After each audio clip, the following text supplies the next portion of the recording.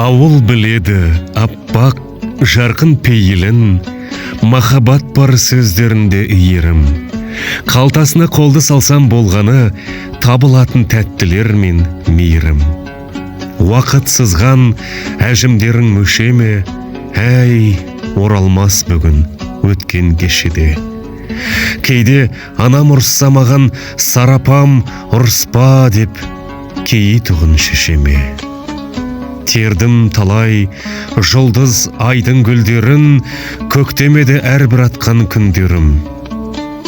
Апа, ата, өмірімнің елестетіп бақшасына, қараушы мөлпілдеген ақ шаштарыңызға, тынымсыз зыр айналған ұршығымен апа, отырып ойнаушы едім қасыңызда.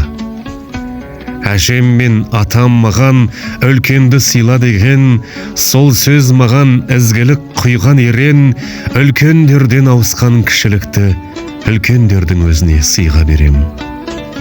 Атамнан қалған мұра ізеттілік, арымды соған қойған күзеттіріп, апамнан қалған адалдық менің сәби айбарым ғой, маңдайынан жүргені жүз өптіріп.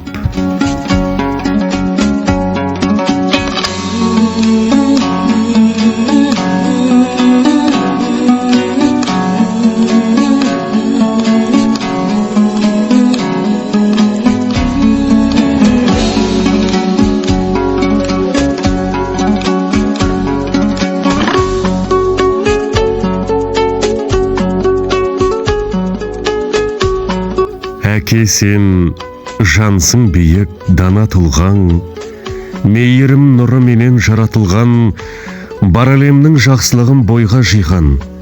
Менің әкем мен үшін дара туған. Кеше ғана әкеміз Абылай Серікбайұлын жерлеп келген секілдедік. Міне бүгін содан бері 5 жыл уақыт зымырап өте шығыпты.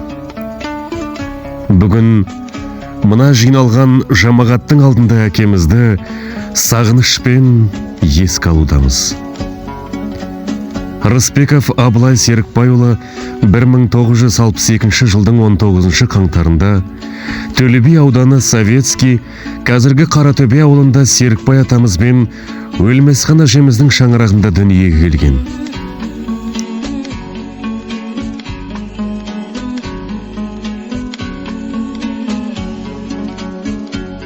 Ол өзі жастайынан білімге зейін қойған талабымен 1979 жылы орта білімін тамамдап, жоғарғы оқу орны Шымкент қаласының политехникалық университетіне қабылданады.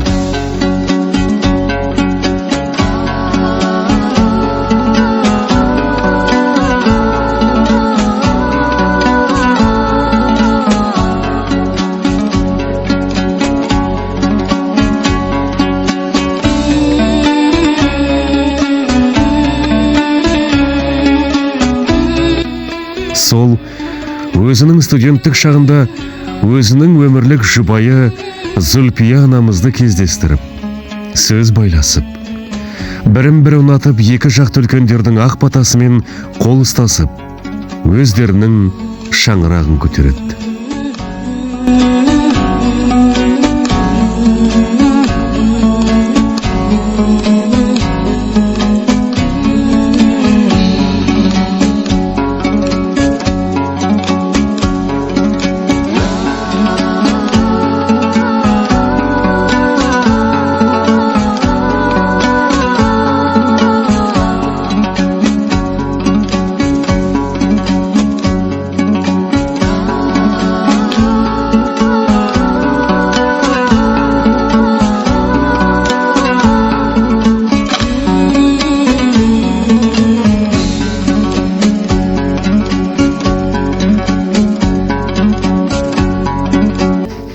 Өзінің кешіп өткен өмір жолында әкеміз өзіне қойған мақсаты ол қыздарын жоғарғы оқу орнына түсіріп, үлкен өмірге нық қадаммен аяқ басуына тәрбиесін беру деп білген. Және әкеміз қоғамдағы, отан алдындағы, ағайын бауырлардың, дос жарандар мен көрші қолаңдар мен құда жекжаттардың да алдындағы өзіндік борыштарын жоғарғы деңгейде орындағанына сіздер мен біздер куәміз.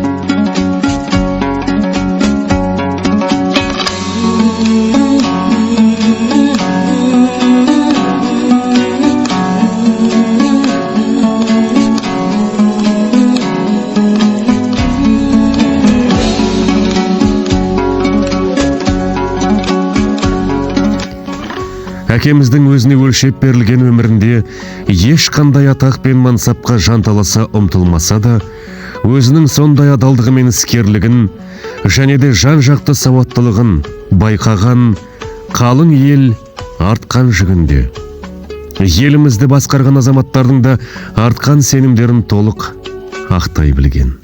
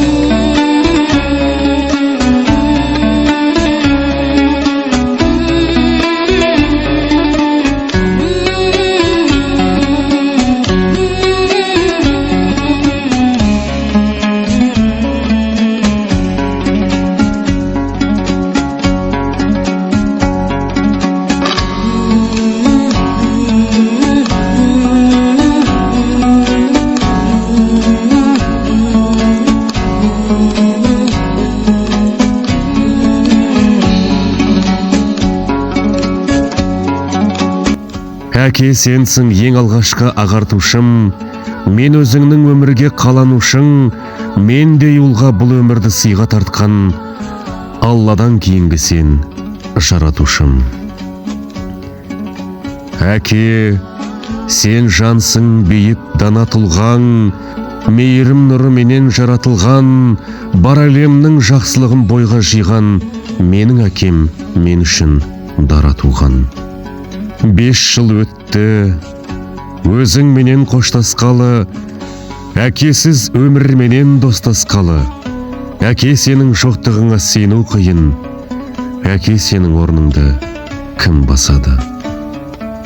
Әкем менің асқар таудай өреді, бір бойында жақсылығы көп еді, әрбір істе сабырлы да салмақты, тірі жанға жамандығы жоқ еді. Әкешім, қош бол енді қорғаным-ай, қазаңның бізге ауыр болғанын-ай, жаның жәннат иманың серік болып, сабыр менен анамызды қолда Құдай. Ұрпақтарының атынан мың тағзым, жатқан жеріңіз жайлы, рухыңыз пейіште шалқысын.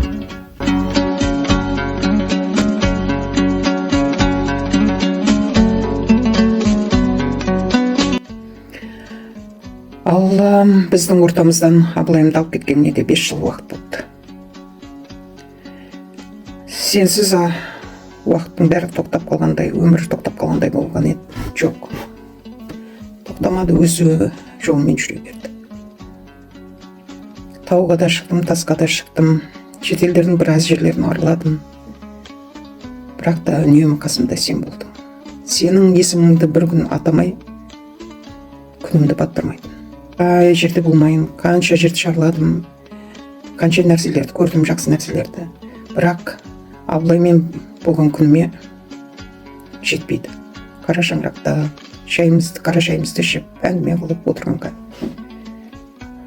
айырбастай алмаймын. Аллаға шүкір деймін, артыңда салиқалы ұрпақ қалдырдың. Ол қыздарың жетілді, жетістіктері көп. Немерелерің өздері марапаттау қағаздарын алып келіп, Абылай деген есімді оқығанда жүрегім бір аунап тұрғандай, аунағандай болады. Аталарының атын жоғары ұстап жүргендеріне. Шүкір Алла. Менің асылым, ардағым, баға жетпес байлығым, жәнің жәннатта болсын. Ақыретті күнде бірге болып алып нәсіп етсін.